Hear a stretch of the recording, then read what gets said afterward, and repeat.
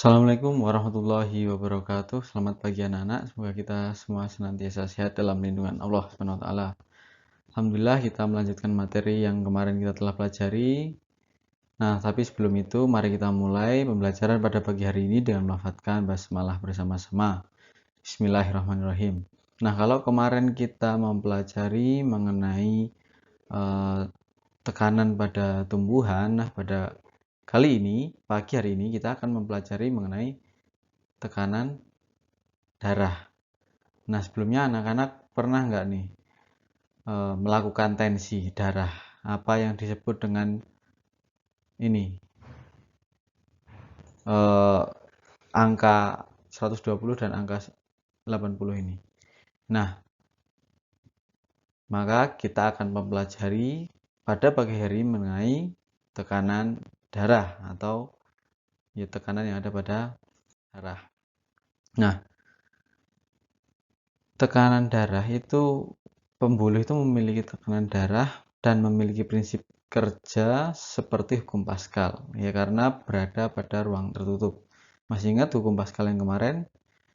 Ketika ada tekanan mengenai suatu zat ya di ruang tertutup, dia akan disebarkan dengan sama besar.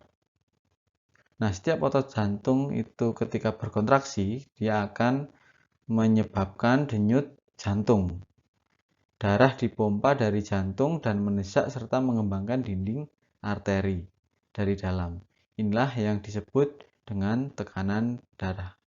Jadi ketika jantung memompa berkontraksi memompa darah ke pembuluh arteri, itu pembuluh arteri akan mendapatkan tekanan. Dan tentu darah akan memenuhi seluruh ruang yang ada pada dinding arteri ya. Nah, itu yang kemudian dinamakan tekanan darah. Sehingga dinding arteri mendesak ke samping kanan kiri yang menyebabkan terjadinya kontraksi. Nah, kemudian sering kita sebut bahwa ada dua tekanan darah, yaitu sistol dan diastol.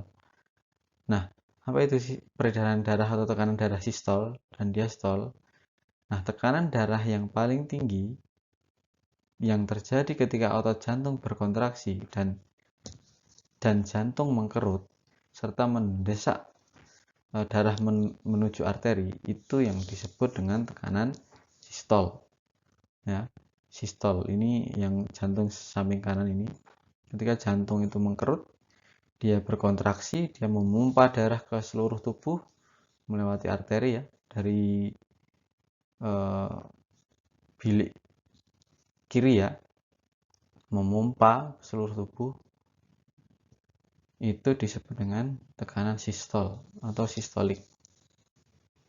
Nah, sedangkan tekanan darah yang rendah, yang paling rendah atau yang terjadi ketika otot jantung berelaksasi dan jantung mengembang serta darah masuk dari seluruh tubuh ke jantung, ya, itu disebut dengan tekanan diastol atau diastolik melalui pembuluh vena. Jadi kebalikannya tekanan sistol. Kalau tekanan sistol itu dari jantung ke seluruh tubuh, kalau diastol dari seluruh tubuh ke jantung. Nah, satuan pipa yang berisi air raksa adalah hidragirum per air raksa. Hidragirum per air raksa. Ya, mili hidragirum per air raksa. Nah, tekanan darah umumnya kurang lebih 120 per 80 hidragirum per air raksa. Ini merupakan tekanan sistol. 120 itu adalah tekanan sistol dan 80 merupakan tekanan diastol. Nah, pertanyaannya sekarang, kenapa ketika darah itu mengalir ke seluruh tubuh, dia bisa kembali lagi ke jantung? Misalnya dari bagian bawah tubuh, terus bisa naik lagi ke jantung. Nah, itu ada beberapa hal yang menjadi faktor ya, terutama karena tadi memiliki katup ya, vena memiliki katup. Dia akan ketika arteri berkontraksi akan mendesak vena. vena kemudian akan mengalirkan darah dari bawah ke atas masuk ke jantung lagi. Kemudian dipengaruhi juga oleh kontraksi otot, dipengaruhi oleh banyaknya katup yang ada pada vena ya. Jadi ketika kita bergerak itu otot lebih banyak berkontraksi dan lebih memacu untuk teralirkan darahnya daripada hanya berdiri diam. Jadi ketika berdiri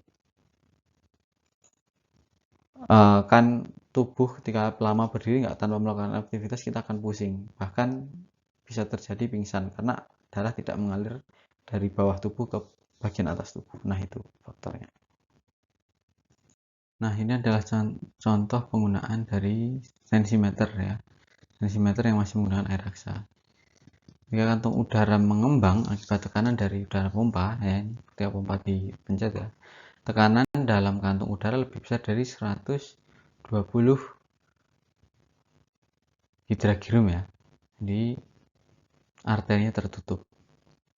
Lebih besar dari 120. Nah, ketika tekanan dalam kantung udara itu dikendorkan, dia akan turun di bawah 120 sehingga terdengar bunyi melalui stetoskop.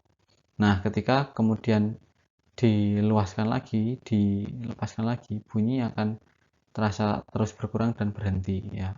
Tekanan dalam kantung udara turun di bawah 700 hidragirum ya. Nah, stigmomanometer. Ini penggunaannya. Nah, ini yang penting. Nah, ini ada soal ya. Silahkan dikerjakan. Ini Ustaz anggap sebagai uji kompetensi sebagai nilai harian kalian. Nilai ulangan harian, silahkan dikerjakan. Semuanya wajib mengerjakan. Silahkan dikirim ke WhatsApp Ustadz. Saya tunggu ya. Apabila ada yang kurang jelas, silahkan bisa ditanyakan langsung. Mohon maaf. Assalamualaikum warahmatullahi wabarakatuh.